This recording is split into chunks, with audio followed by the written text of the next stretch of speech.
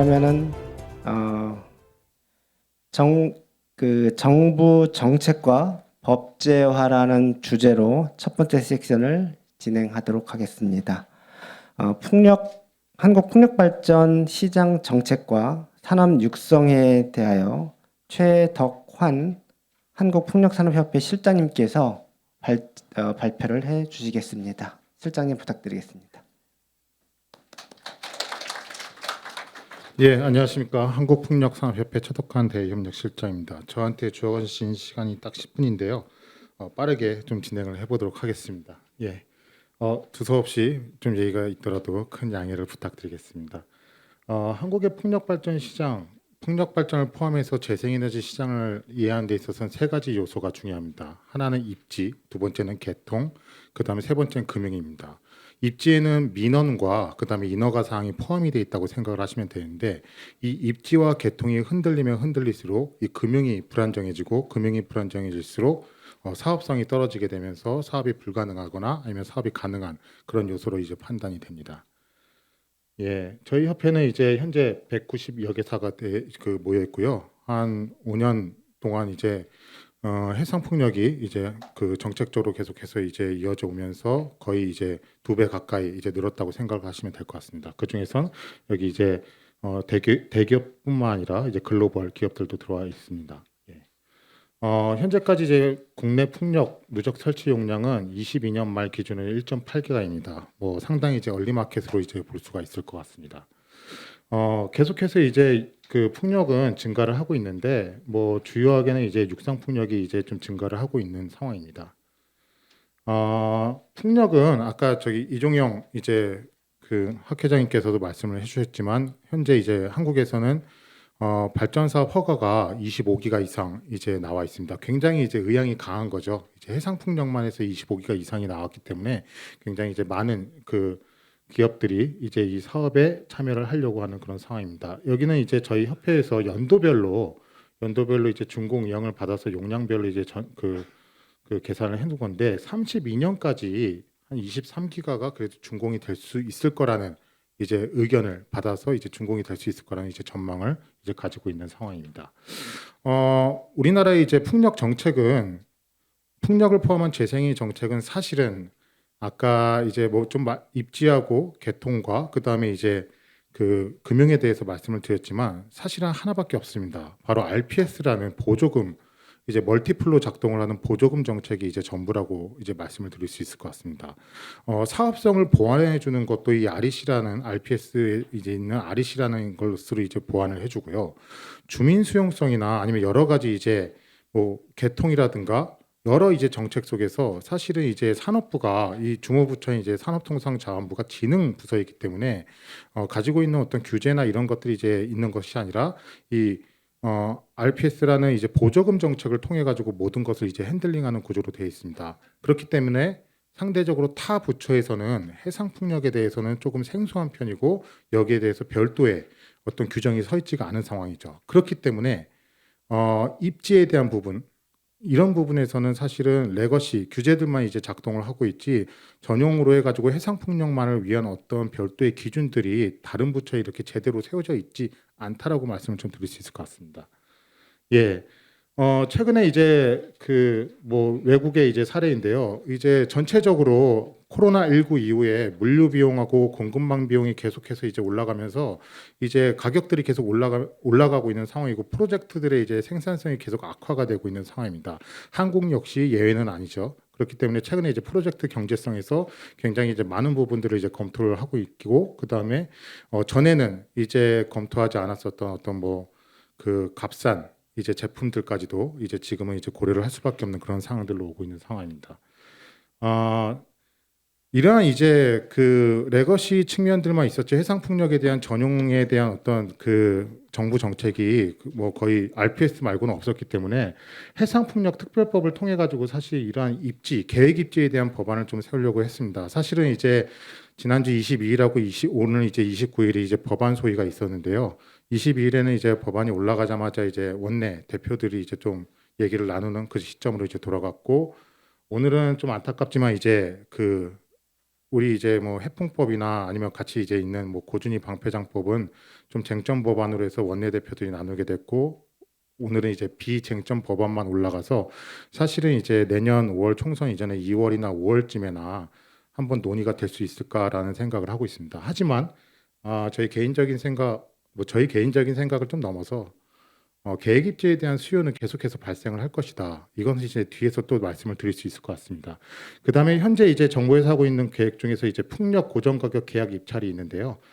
작년에 이제 시작을 해가지고 올해는 이제 거의 뭐 1.9기가에 달하는 이제 용량을 좀 수배를 해서 이제 진행을 하고 있는 상황입니다. 현재는 이제 많은 사업자들이 모두 이제 좀 낸 상황이고 현재 선정 결과를 좀 기다리고 있는 상황이라고 보시면 될 것 같은데 이어진 사항이 뭐냐면 보통 입찰이라고 하면은 이 입지를 대상으로 해가지고 입찰을 하게 되는데 한국은 오로지 이제 가격만을 가지고 입찰을 하는 그런 이제 약간 좀 독특한 상황입니다. 사실은 이러한 경우는 거의 이제 흔치가 않죠.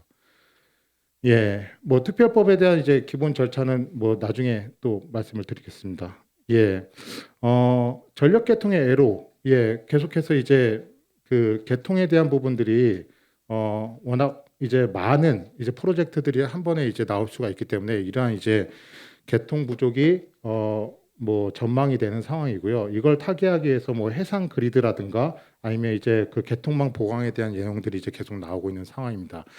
이따가 이제 뭐 이제 또 이성규 실장님께서 또 이러한 부분에 대해서는 더 자세하게 말씀을 좀 주실 것 같습니다. 송전망에 대한 확충이라든가 아니면 섹터 커플링과 같은 이제 새로운 방안들이 계속 필요하다는 생각이 듭니다. 중요한 건 오늘 제가 좀 더 말씀드리고 싶은 이 부분입니다. 뭐 제주의 재생에너지 입찰 제도라고 말씀을 드렸지만 사실은 그동안 아까 보조금 제도만 있다고 제가 말씀을 드렸었는데 한국에서는 이제 재생에너지가 이 보조금이 이제 그래도 계속해서 이제 스테이블하게 어떤 지속되는 정책이라고 볼 수가 있는데 이 보조금 정책이 이제 내년 내후년에 있어서는 조금은 이제 큰 변화가 있을 것 같다는 생각이 듭니다. 특히 이 시장에서 원래는 재생에너지는 이제 다른 원들하고는 이제 경쟁을 하지 않고 가장 먼저 이제 전력선에 이제 송전이 되는 그러니까 이제 급전지시라고 하죠. 급전지시를 제일 먼저 받는 이런 원이었었는데 내년 내후년부터는 이제 경쟁에 돌입을 하게 됩니다. 다른 원들을 하고 가격 경쟁을 해야 되는 그런 상황이 이제 놓이게 됩니다. 이럴 경우에는 사실 풍력의 가격이 굉장히 이제 고가로 매겨져 있기 때문에 급전 상황에서는 약간의 이제 불리한 상황에 이제 놓일 수밖에 없는 그런 상황이 전망이 되는 그런 상황입니다.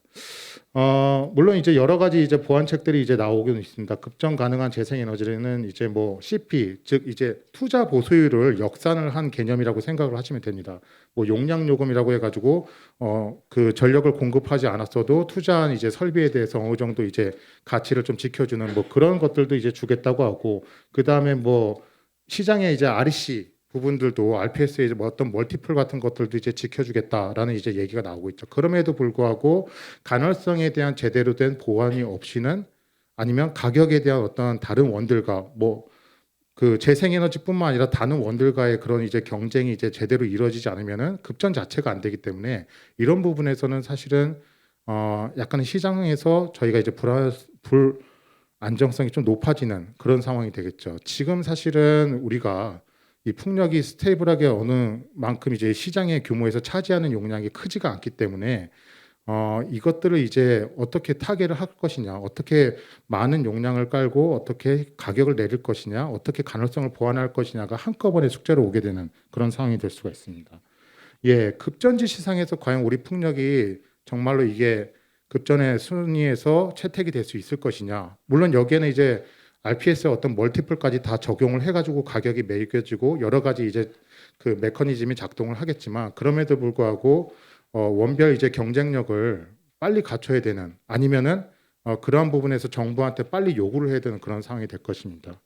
이따가 이제 개통에 대해서도 계속 얘기를 하시겠지만 사실은 이제 풍력 발전의 가능성 보완을 위한 정책들은 뭐 아까 섹터 커플링도 나왔고 여러 가지가 나오고 있습니다. 다만 ESS 에너지 저장 장치를 설치를 할 수도 있고 그 다음에 우리는 이제 풍력 발전은 태양광과 다르게 회전하는 풍력 발전기지 않습니까? 발전기의 특성을 활용을 해가지고 주파수 제어를 해서 어느 정도 이제 풍력 발전이 발전 단지가 많아지고 스테이블한 어떤 용량이 된다. 그러면은 이만큼의 용량을 가지고 꾸준하게 어떤 이제 주파수를 유지할 수 있는 영역대가 나오게 된다면 사실은 ESS와 같이 이제 비용이 고가로 드는 이런 장치들을 하지 않더라도 우린 주파수 제어 쪽으로 해가지고 좀 정책을 가져가야 되지 않을까, 그런 목소리를 내야 되지 않을까라는 생각합니다. 왜냐하면은 사실은 이제 풍력 업계보다는 어떤 배터리나 이제 전지 업계의 어떤 목소리가 정책에 더 반영될 가능성은 전 크다고 생각합니다. 개인적으로는. 네, 그쪽에 이제 업역이 더 이제 활성화가 돼 있는 그런 상황이기 때문이죠. 근데 우리는 비용이 좀 더 덜 들면서 발전기라는 회전하는 발전기의 특성을 더 살릴 수 있는 쪽으로 정책을 요청을 해야 되고, 그래서 정부의 어떤 이런 반영이 돼야만 나중에 이제 비용을 낮추면서 계속해서 들어갈 수 있지 않을까라는 생각입니다. 그래서 한국의 풍력 발전기의 모델은 사실은 저풍속이라서 뭐 블레이드가 길고 날개가 길고 이것도 중요하겠지만 간헐성 보완 대책에 있어서 발전기 한 대의 제어도 중요하고, 발전 단지 안에 있는 풍력 발전기의 여러 요소, 그 다음에 전장 장치, 뭐 변압기, 뭐 나가서는 이제 변전소까지 어떤 연계를 통해 가지고 제어가 충분히 가능한, 간헐성에 대한 보완이 최적화된 그런 모델로 가져가야 되지 않을까라는 생각을 합니다. 예. 뭐 다음 사항들은 사실은 여러 가지 이제 그동안 나왔던 문제들 말씀드립니다. 군전파. 예.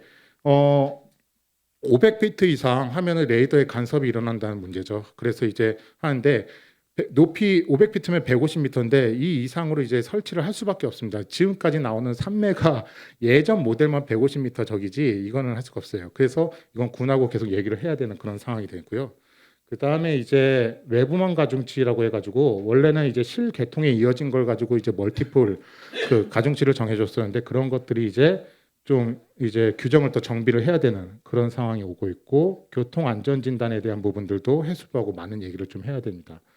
예, 그 다음에 블레이드 채색 규제는 규제가 문제가 아니라 사실은 블레이드가 돌 때 새가 지나가면 무조건 멈춰야 된다고 환경부가 요구하는 것들이 많은데, 이러한 규정들은 나중에 어떤 저희의 이제 그 사업성이라든가 금융 파이낸싱 모델에 굉장히 불안실성을 주는 그런 상황인 거죠. 이런 것들도 고쳐야 된다라고 말씀을 드리고요. 그 다음에 안전검사에 대한 이런 부분들도 이제 정기안전공사가 좀 과도하게 그 출하 전에 무조건 이제 검찰에서 납기를 지연시키는 이런 요소들도 이제 좀 지적이 되고 있습니다. 예, 그 다음에 이제 해양공간관리계에서 해수부가 에너지 계획을 좀 반영을 해줘야 되고, 지금 당장 이거 한 가지만 말씀드리면, 지금 당장 우리가 만약에 프로젝트들이 계속 파이프라인이 지연이 되는 가장 큰 요소라고 한다면은 바로 항만과 설치선이겠죠.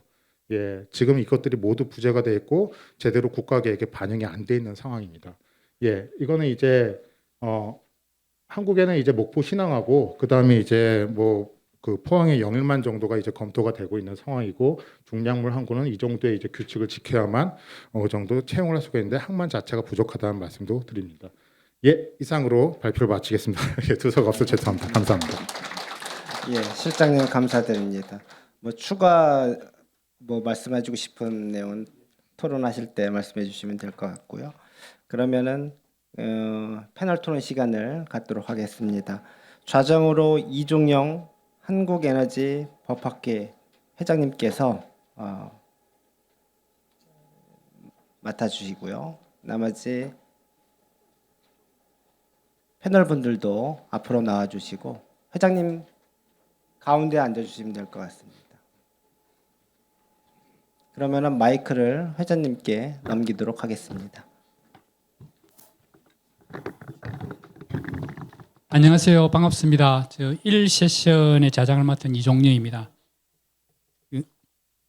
다행히 이제 우리 김인현 교수님이 조금 늦게 오시고 잘못하면 늦을다 생각했는데 이 중요성을 인식했는지 안 그러면 교통이 이걸 알고 풀어줬는지 빨리 도착했습니다. 그래서 전부 다 참석을 하셔가지고요.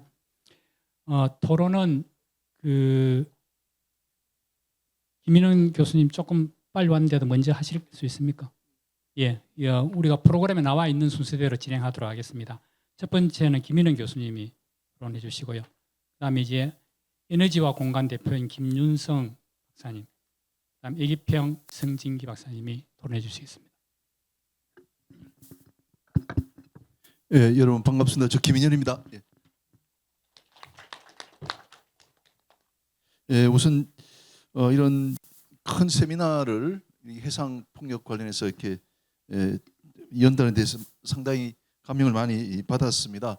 우리가 그 이제 해운 쪽에서도 이 해상 풍력 사업에 이제 관심을 많이 가지고 있습니다. 그리고 조선업도 여기에 대한 이제 관심을 많이 갖고 있고, 저와 같은 경우는 이제 그 해상법 교수기 때문에 해상 풍력 관련되는 이제 많은 그런 이벤트들 뭐 이런 것들이 법률적으로 어떻게 의미를 갖고 또 우리나라 산업 발전을 위해서 도움이 될까 하는 쪽에 그 연구를 하고 있습니다. 오늘 뭐 제가 요 말씀드리고 싶은 것은 오늘 발표하신 내용보다도 조금 법률적인 문제가 있는 것들 좀 이렇게 말씀을 드리겠습니다. 그 제가 패널 토론으로 좀 준비 것부터 말씀을 드리면요. 지금 EEZ에도 이 풍력 발전을 설치할 수 있다는 게 아주 큰 장점입니다. 과거 같으면 우리가 이제 그 영해 안에서만 이런 걸 설치할 수 있고, 이제 공해 같은 경우는 이제 우리가 배타적 권리가 없기 때문에 어려웠었는데, 유엔 해양법이 생기면서 이제 배타적 경제 수요 우리가 200해리까지 그 안은 우리가 이런 그 설치를 하면은 우리가 이제 배타적으로 다른 나라가 배타적 경제 수역에 일본 사람들이 우리나라 배타적 경제 수역에 풍력 발전 설치를 못하게 우리가 막을 수가 있도록 그렇게 되어 있습니다. 그래서 굉장히 큰 우리가 배타적 경제 수역을 갖고 있으니까 우리로서는 굉장히 좋다 이렇게 말씀을 드릴 수가 있고요. 예, 그리고 여기 여러분들 11페이지에 보시면은 해상교통안전진당 시행지침 개정 마련 이렇게 해놨습니다. 원래 이제 섬 울릉도와 같은 섬은 이제 영해를 가질 수 있고 배타적 경제 수역을 가지고 있습니다. 이제 이호도 같은 경우는 이제 아무것도 없이 이제 이제 물 아래 잠겨 있는 그런 수중 암초이기 때문에 아무것도 갖지를 못합니다. 근데 여기 보면은 우리가 배타적 그 경제 수역에 이런 그 풍력 단지 같은 거 이렇게 하나 설치하면은 그 반경 500m 안으로는 이제 안전구역이라고 표현을 해놨는데, 그 안전구역을 우리가 이제 좀 해양수산부 해석은 배타적으로 가진다 이렇게 돼 있습니다. 그러니까 이제 우리나라가 아주 이 배타적 경제 수역 안에 이런 그 설치를 풍력 단지 설치를 하면은 상당히 많은 땅을 확보하게 되는 그런 또 효과가 있다 이렇게 좀 보시면 될 것 같습니다. 예, 그다음 요 10페이지에 있는 그 배우 항만 요 관련해 가지고 방금 이제 발표자께서 목포 신항하고 포항 영일만 뭐 신항에만 있고 아주 미비해서 우리 풍력 발전 설치에 뭐 어려운 점이 많다 이렇게 하셨는데, 뭐 제가 또 해양수산부 정책자문위원장으로도 있습니다만은 우리나라에서 특히 이제 해양수산부 또 여기에 이제 관심이 많습니다. 그래서 우리가 여기 항만 쪽에 이런 그 인프라들을 빨리 좀 설치해 줄 수 있도록 하고요. 또 그 해양진흥공사에서 이제 자금을 좀 빌려줍니다. 선박을 건조하는 사람들 이런 사람들에게 자금을 빌려주는데, 여기 그 항만에 이런 인프라를 설치할 때도 그런 이제 자금들이 좀 투입이 될 수 있도록 그렇게 한번 해보도록 하고요. 그다음에 이제 풍력 발전 이제 관련해서 그 설치선 특수 선박인데, 이 특수 선박이 앞으로는 이제 많이 만들어져 가지고 이제 자재를 싣고 이제 바다로 이렇게 오고 가게 되는데, 그때 이 선박들은 이제 운송이기 때문에 우리 상법의 해상편의 적용을 받게 된다 이렇게 봅니다. 그리고 또 하나 운송과 관련해서 우리가 생각해야 되는 부분이 이 카보타지입니다. 우리나라 그 항구를 다니는 배들은 외국 배들이 다닐 수가 없습니다. 그 외국 선주들이 다닐 수가 없습니다. 그래서 만약에 우리나라 그 어떤 해역 안에 이 풍력 단지가 있는데 뭐 외국 배들이 우리나라 뭐 목포에서 포항에서 싣고 그리 간다 이런 걸 허용이 안 되거든요. 그래서 그 과연 어떻게 해야 될지, 이게 배타적 경제 수역이 있을 때는 그걸 풀어주는 게 좋은지, 그러니까 아마 카보타지를 하게 되면 이제 사업하시는 분들한테 좀 불편할 수가 있을 겁니다. 그래서 이런 부분들이 이제 우리 사업하시는 분들이 어느 나라 배든지 그 국적 관계없이 좀 사업했으면 좋겠다 하면은 우리가 특별 법을 만들어가 좀 풀어줄 필요가 있고, 현재는 우리가 카보타지이기 때문에 우리나라 어떤 그 지점과 지점을 오고 가는 그 선박들은 우리나라 이제 그 운송인 그리고 우리나라 배여야 한다는 점을 말씀드리고 싶습니다. 그리고 이제 마지막인데 그 풍력 그 단지에서 이제 그 설치하는 근로자들 또는 이 설치선을 타는 사람 이런 사람들은 제가 볼 때는 이제 떨어지면 굉장히 위험하지 않습니까? 풍력단지 위에서. 그래서 우리 배에 타고 있는 선원들하고 같은 위험성에 노출돼 있다 이렇게 봅니다. 우리 그 선원들은 그 일반 근로기준법이 적용되지 않고 선원법이 적용이 됩니다. 그러면 우리가 그 근로기준법에 따르면 우리가 집에서 뭐 그 잠을 자다가 사망하면은 그런 그 재보상을 받지 못하거든요. 근로중이 아니었기 때문에. 그런데 우리 선박은 배에 타고 있기만 하면은 그런 그 직무와 관련 없이 보상을 받도록 되어 있습니다. 그래서 이 그 뭐 자기 제 생각인데 해상 풍력 발전 관련해 가지고 이제 바다 위에서 일하는 사람들은 우리가 선원과 마찬가지로 그 직무가 아닌 경우에도 우리가 보상을 받을 수 있도록 바다에서 일하기 때문에 좀 특별히 보호를 받을 수 있도록 했으면 좋겠다. 그리고 아까 그 설치선 같은 경우에도 우리가 설치선이 움직이다가 충돌 사고 나가지고 상대방의 피해를 많이 입혔다 해도 우리가 책임 제한을 하는 제도가 있습니다. 그러니까 이제 그 풍력발전 사업하시는 분들이 도움이 될 수 있는 거죠. 그래서 우리가 뭐 법적으로 도움을 받을 수 있는 것도 있고 현재는 규제로 불리한 것도 있는데 사업하시는 분들이 이제 의견을 내시면은 우리 같은 법학자들이 좀 더 사업에 유리할 수 있도록 그렇게 한번 만들어 보겠습니다. 예, 감사합니다. 예, 박수 한번 보내주시죠. 거의 뭐 해상풍력 관련된 상당한 여러 가지 법적인 문제를 거의 다 짚어주셨고요. 그 우리나라 뭐 EEZ에도 설치할 수 있던 것은 좀 상당히 어떻게 보면 국토를 해상풍력이 있어가지고는 넓힌 의미도 가지고 있다. 그럼 해상교통과 관련된 여러 가지 또 해상풍력을 위해서는 조금 개정할 필요성이 있다라고 하는 거고, 그다음 배후 항만에 대한 문제, 그다음에 설치선에 대한 문제는 아마 법률의 개정이라든지 이런 게 좀 필요할 것 같습니다. 그다음에 선원법은 지금 현재 여러 가지 법률에 적용을 받지 않는가. 네, 예, 감사드리고요. 다음은 김윤성 대표님. 네, 안녕하세요. 김윤성입니다. 네. 저는 오늘 발제자께서 말씀하신 것 중에서 그동안 우리가 잘 헤쳐나온 것도 있고 또 여전히 우리가 갖고 있는 문제도 있다는 점에 좀 초점 맞추려고 합니다. 오늘 일단 제주에서 재생에너지인 풍력이 용역 요금을 받을 수 있다는 건 굉장히 큰 진전인 것 같습니다. 또 그만큼 또 어떤 제어한다든지 그런 점에서 기술의 발전을 보여줬다는 것이고, 또 이번에 처음으로 RPS 입찰 시장에 해상풍력이 들어간 것도 이제 굉장히 멀게 느껴졌었는데 해상풍력이 우리 전력 시장에 들어오는 게 얼마 이제 남지 않은 일인 것 같습니다. 네, 그러니까 우리가 여러 가지 가능성을 갖고 있는 건 많고 여전히 갖고 있지만 또 어려운 것도 사실인 것 같습니다. 그러니까 글로벌 공급망 가격이 많이 상승해서 지금 미국이나 영국에서는 입찰에 응찰자가 없거나 아니면 낙찰이 되었음에도 사업을 포기한 사례가 있습니다. 그러니까 이런 것들이 있다면 분명히 이제 우리나라에 진출해 있는 해외 기업에도 영향을 줄 수가 있고, 의사결정을 할 때 보다 우리 시장이 명확한 예측 가능성 이런 것들을 보여줘야 할 시점이 됐다고 보이고요. 저는 그게 이제 올해는 거의 지났으니까 내년이 되게 핵심적인 해가 될 것 같습니다. 법이 빨리 만들어졌어야 되는데 아직도 만들어지지 않아서 많은 분들이 안타까워하실 것 같습니다. 발제자께서 말씀하신 것처럼 계획 입지에 대한 수요는 분명히 있고 시장이 여전히 어떤 주민 수용성을 얻거나 군과의 협의에서나 혼란스러운 점이 있고 모호한 점들이 많고 어떤 선우, 앞뒤 같은 것들이 명확하지 않아서 이건 법이 있어야 정해질 것들이 많은데 일단은 만들어지지 않은 상태이죠. 그렇다면 지금 우리가 만들 것은 법은 없더라도 표준화된 규범을 만들어가는 과정이어야 할 것 같습니다. 뭐 이를테면은 그러니까 뭐 주민 수용성만이 아니라 그 아까 토목학 회장님께서 우리의 그 고도화된 토목 말씀하셨는데 한국의 연약 지반에 맞는 레퍼런스도 분명히 거기에 들어갈 것이고요.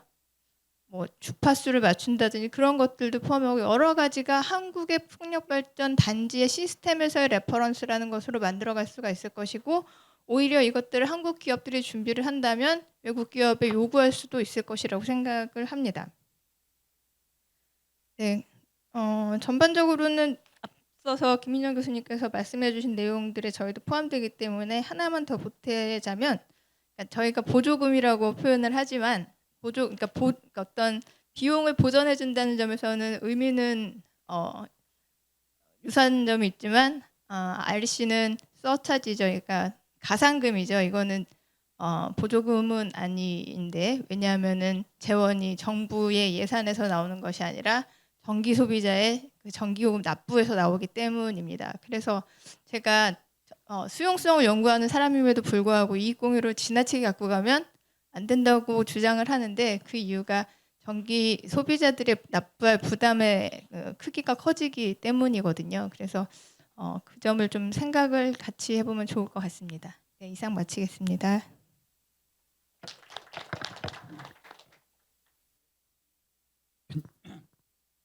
예, 감사드립니다. 우리가 저희들이 생각하지 않는 분야를 잘 지적해 주시는데요. 입찰 시장에서 이런 낙찰을 했는데 납찰자가 중간에 사업을 포기하면은 이제 이것은 어떻게 할 거냐, 추가적으로 다시 입찰을 해야 될지, 안 그러면 낙찰자한테 여러 가지 그 담보를 할 수 있는 제도를 하나 만들어야 될지, 이제 그런 것이 아마 앞으로 계속 논의가 돼야 될 사안 같습니다. 예, 감사드리고요. 다음 오늘 마지막 저희들 세션의 토론자인 정진기 박사님 드립니다. 감사합니다. 저는 한 세 가지 정도 말씀을 드리려고 그러는데요. 이제 두서없이 말하기 싫어서 좀 적어왔습니다만은, 첫 번째는 정부 정책 일관성에 대해서 좀 말씀을 드리겠습니다. 우리가 이제 해상 풍력을 제대로 산업하려고 그러면은 제일 중요한 게 정부 정책의 일관성입니다. 여기서 말하는 일관성이라는 것은 해상 풍력 거버넌스를 확립하고 정부 주도의 계획 입지를 실행하고 또 대국민 수용성을 확보하고 전력 개통을, 해상의 전력 개통을 확보하고 지원 항만이나 설치선 등 인프라를 구축하는 이러한 세밀한 계획들을 수립하고 여기와 관련된 제도들을 마련해서 실행하는 걸 말하는 거죠. 다시 말해서 법 또는 규정이 담보가 돼야 되겠죠. 만약 이러한 정책 일관성이 유지되지 못한다면은 사실은 우리 이제 이명박 정부부터 지금 현재 정부까지 이런 일관성들이 유지되지 못했죠. 그렇다면 우리가 원하는 뭐 10차 정기본에서 나와 있는 것처럼 뭐 2036년에 뭐 27기가 요원하죠. 굉장히 어려울 것 같습니다. 특히나 이제 지금 이제 전 세계에 있는 모든 글로벌 기업들이 우리나라에 많이 들어와 있는데, 뭐 우리나라 해상 풍력을 이제 황금우장으로 보고 있는 거죠. 여러 가지 이유가 있겠죠. 뭐 보조금 때문일 수도 있고, 우리나라 제조업이 너무 잘 돼 있어서, 또 삼면이 바다고, 또 워낙 에너지를 많이 쓰니까 시장이 무궁무진하다. 그런 여러 가지 이야기가 있는데, 앞에 우리 발제자가 말씀하셨지만 우리 RPF 제도에 대해서 이제 고민을 좀 해야 됩니다. 이게 이제 이번에 입찰을 해서 뭐 어느 정도 될지 모르지만은 대충 뭐 1기가 정도 된다 그러면은 한 해에 적어도 뭐 보조금일지 뭘지 모르겠지만 한 3, 4천억씩 투입될 텐데, 이러한 막대한 돈이 이제 투입되게 됩니다. 그러면 전기요금이 당연히 올라가야 되겠죠. 뭐 전기요금 올리는 건 당연히 찬성합니다만은 그런 부분들 때문에 우리가 RPF 제도에 대해서 좀 고민을 해야 되고, 뭐 CFD 제도를 검토하든지 좀 변형된 RPF 제도를 하든지 이런 부분들을 해야 되는데, 요것들을 이야기할 때 이제 우리가 이 영국의 사례처럼 정부가 주도해서 대규모의 시장을 만들면은 궁극적으로는 이제 완전 경쟁 입찰 제도로 갈 수도 있겠죠. 그렇게 가기 위해서 제일 필요한 게 정부 정책 일관성, 이 부분이 확보돼야만이 이러한 RPF 제도가 변경이 되든 어떤 형태로 하든 간에 될 것 같습니다. 그래서 이 정책 일관성에 대해서 좀 말씀을 드리고 싶고요. 두 번째 좀 말씀드리고 싶은 것은 특별법인데요. 사실은 해상풍력 특별법이 2017년도에 국회에서 이제 의원님들 모시고 신재생 포럼 할 때, 신재생 포럼이라고 의원들 같이 하는 포럼에서 계획입지 제도하고 원스톱샵, 일괄 인허가 처리해주는 원스톱샵에 대해서 제안을 했고, 그러고 뒤 3년이 지나서 2021년도에 이제 김원희 의원 등에서 입법을 발의를 했죠.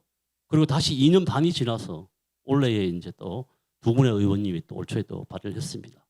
그 사이에 한 5년에서 6년이 지났죠.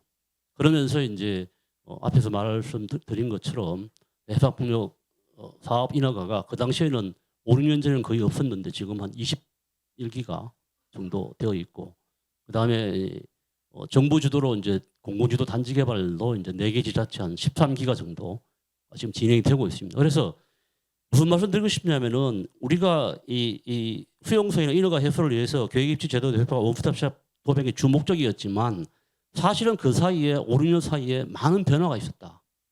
굉장히 많은 변화가 있었다. 바다가 완전히 난개발된 정도까지 이런 변화가 있기 때문에 제 개인적으로는 현재 올라가 있는 법안들 세 개 법안을 이제 뭐 병합 심의하고 있지만 그 법안들을 저는 원점에서 재검토해야 되는 생각합니다. 원점에서. 이 상태로 가면은 상당히 문제가 발생할 수 있다라는 말씀을 좀 드리고 싶습니다. 그래서 예를 들면 이런 거죠. 이제 현행 법안에서 앞에 먼저 진행한 사업들, 선행 사업들, 환평이 통과된 사업들하고 이제 막 시작하는 사업들하고 뭐 형평성이나 어떤 불균형 부분들이 발생하는 거고요. 그다음에 또 이제 중앙정부하고 지방정부 간의 어떤 뭐 인허가나 수용소에 대해서 명확하게 어떤 조율이 잘 안 돼서 뭐 서로 좀 미루는 듯한 그런 어떤 문제들.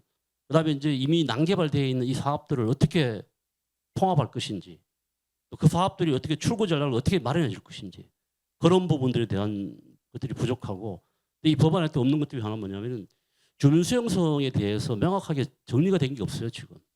해방폭력이 가장 큰 것 중에 하나 주민 수용성 문제인데 이런 어떤 주민 수용성 확보에 대해서 이 법안을 좀 우리가 다시 검토할 때 어떤 기준이나 어떤 방법론에 대해서 좀 클리어하게 좀 가져갈 필요가 있지 않나라는 생각합니다. 그래서 결국은 이제 우리가 풍토법을 통해서 원스톱샵을 함으로써 빠른 시장 조성을 통해서 대규모로 뭐 10기가 20기가 대규모 해방폭력 보급을 추구한다면은 해방폭력 관련된 거버넌스를 좀 다시 한번 고민할 필요가 있다. 현행 법안에는 해방폭력개발위원회하고 사업단이 산업부 산하로 되어 있는데 원래 이제 2017년도에 지정할 때는 해방폭력개발위원회를 갖다가 국무총리실에 두는 걸로 했었습니다. 그래서 위원장을 뭐 총리께서 하시고 사업단도 국무총리실 산하에 둬서 모든 부처가 거기에 모여서 할 수 있도록 그렇게 했는데 그게 잘 진행이 안 되고 있는 것 같고 최근에 이제 국가기관 전략망 확충 특별법 그래가지고 11월 27일 날 김성원 의원실에서 발의한 그 내용을 보면은 국무총리가 공동위원장을 맡는 국가기관 전략망 확충위원회라는 게 이제 법안이 발의되어 있습니다. 이것처럼 우리가 거버넌스에 대해서 다시 한번 좀 생각할 필요가 있다. 그런 말씀을 드리고요. 세 번째는 이제 한 몇 년째 계속 주장하고 있는 이야기인데요. 해사풍력 개발 사업을 좀 이원화하자라는 말씀을 좀 드리고 있습니다. 최근에 이제 대기업이나 뭐 삼성전자 같은 대기업 또 중소 중견 기업들도 해외 고객사로부터 이제 아리백이나 ESG, 뭐 CABM, 탄소국경 조정제도 등등에서 굉장히 많은 어떤 이행을 요구받고 있습니다. 우리나라처럼 이제 이게 수출로 먹고 사는 나라에서는 대규모로 해상풍력 개발이 지연되면 지연될수록 좀 심각한 문제가 발생할 수 있겠죠. 해방풍력이 뭐 단시에 만들어질 수 있는 것도 아니고 지금부터 준비를 해야 되는데 그래서 이제 제가 말씀드리고 싶은 게 뭐냐면은 해방풍력을 산업부만 하는 게 아니라 해수부나 국방부, 환경부 등 전 부처가 해방풍력 산업을 지원하고 주도하는 그런 어떤 정책의 전환이 필요하다. 개인적으로는 그걸 이제 해방풍력 개발 사업의 이원화를 통해서 부처 협업 시스템을 구축하자. 이렇게 제가 말씀을 드리는데요. 해상풍력 단지 개발을 두 단계로 나누면 되죠. 입지 조성하고 단지 조성. 이 두 단계를 이원하고 입지 조성이라는 것은 해상풍력 부지를 발굴하고 주민 수용성이나 환평 같은 인허가를 확보하는 이러한 과정이 입지 조성 단계가 되겠습니다. 이 단계에는 해상풍력이기 때문에 해수부가 가장 큰 역할을 할 것 같고요. 그다음에 환경부 그리고 지금 우리 전파 영향평가라든지 뭐 군작전 때문에 국방부 그 외에 국토부, 산업부 등 전 부처가 참여하는 협업 시스템을 구축해야만이 원스톱 샵이 가능합니다. 이게 이제 입지 조성 단계고요. 그 다음 단계 입지 조성이 되고 나면은 단지를 조성하는데 이 부분에 대해서는 이제 사업자를 공모하고 선정하고 뭐 기자재를 공급하는 스프라이체인 구축, 또 설치 및 시공, 돈이 가장 많이 드는 부분이죠. 그 다음에 이제 개통 연계, 또 유지 보수, 나중에 원상 복구까지 이러한 부분들은 해상풍력 개발 사업의 주무 부처가 산업부죠. 이 단지 조성 단계는 산업부가 전담하면 되겠다. 그래서 이러한 그 부처 협업 시스템 구축을 통해서 모든 부처가 재생에너지 업무에 의무적으로 참여하는 거죠. 그리고 산업부는 전원개발 정책과 시장 운영 제도를 총괄해서 핵심적인 방향으로 좀 끌고 가는 거죠.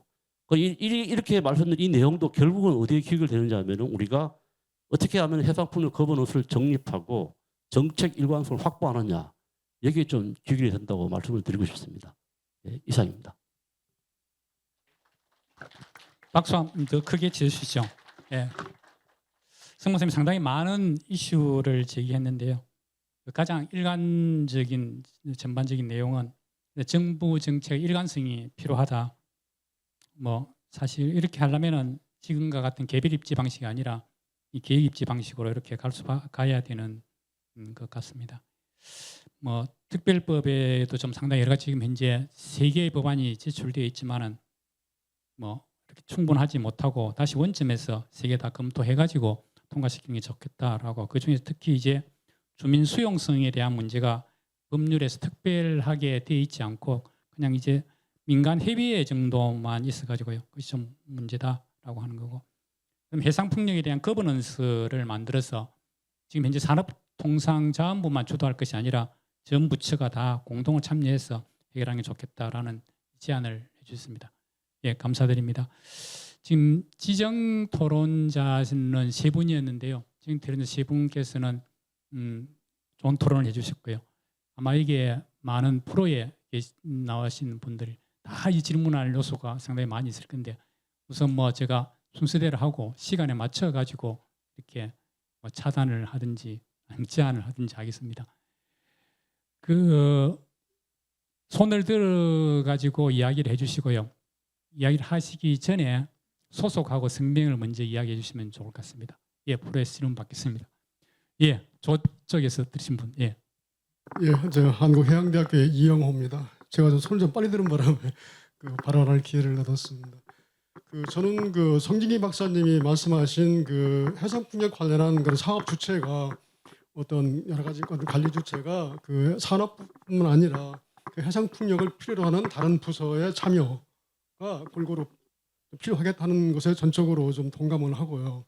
일종의 가버넌스 문제긴 하겠습니다만 그 중에 이제 제가 그 부산 쪽에서 특히 항만 쪽의 그런 에너지 문제 또 해운 산업의 에너지 문제에서 가장 현재 시급한 것은 그린 퓨얼입니다. 쉽게 말하면 2050년까지 모든 선박의 연료가 무탄소 연료가 공급되어야 됩니다. 절박한 상황이에요. 이건 글로벌한 상황입니다. 그런데 여기에 연료를 공급하려면 결국 해상풍력을 포함한 재생에너지를 이용한 그런 이 암모니아 또는 이 메탄올과 같은 그런 그린 퓨얼이 필요한데 그런 부분에 관한 또 수요는 해수부가 가지고 있습니다. 항만이나 어떤 해수부 이런 부분에서 보면 특히 그 해수부의 어떤 역할이나 이런 부분이 상당히 중요하다고 보여집니다. 그래서 제가 이제 김인현 그 교수님한테 말씀드리고 싶은 것은 혹시 그런 부분에서 평소에 어떤 가지고 계신 생각이나 어떤 그런 좀 정책적인 대안이 있다고 한다면 뭐 한 말씀 부탁을 좀 드리겠습니다. 예, 프로에 계시는 분들은 질문을 다 받고 저희들이 아마 지정 받으신 분 이야기해 주시면 될 것 같습니다. 예. 손 드신 분. 예, 기회 주셔서 감사합니다. 저는 나노웨더 대표 오조입니다. 해상풍력 입지 조성을 할 때 선제적으로 하는 게 풍황 예측을 하게 되는데 그 법이 지금 4차 산업혁명 시대의 디지털 트윈으로 해서 어민들하고 갈등을 거의 없이 해결할 수 있음에도 불구하고 현행법은 실정으로 해서 알박기 하는 식으로 해서 갈등이 굉장히 많은 걸로 알고 있습니다. 그런데 그 관계를 갖다 이야기를 해보면 법이 바뀌기 전에는 그게 뭐 요지부동이고 디스트윙하는 건 적용될 수가 없고 또 그 법을 바꾸려고 하면 이미 그 풍황계측기라고 해서 라이다를 다른 사람들이 한 250여 기 이상 달아서 그 사람들의 이권 때문에 절대 요지부동이다 이런 이야기가 있습니다. 혹시 그런 관계로 해서 이번에 법 개정할 때 뭐 해수부라든가 어민들하고 이 갈등 이런 걸 갖다가 거의 뭐 저희 생각에는 실제로 설치하기 전에 그 입지 선정하는 과정에서의 갈등은 거의 다 없앨 수가 있는데 해군하고도 그렇고 그런 면을 갖다가 좀 고려하는 그런 입법은 있는지 그게 없으면 이 갈등은 계속되리라고 보고 있습니다. 네, 이상입니다. 예. 뭐 지금 만약 특별법을 제정하면서 가장 골치 아파하고 상당히 많은 시간을 소모한 내용이 방금 질문해 주신 그 내용인 것 같습니다. 혹시 나중에 답변할 수 있으면 답변해 주시고요. 다른 분. 예. 그 우선 두 분이 질문해 주신 내용에 대해서 성진기 박사님 좀 이야기해 주시죠.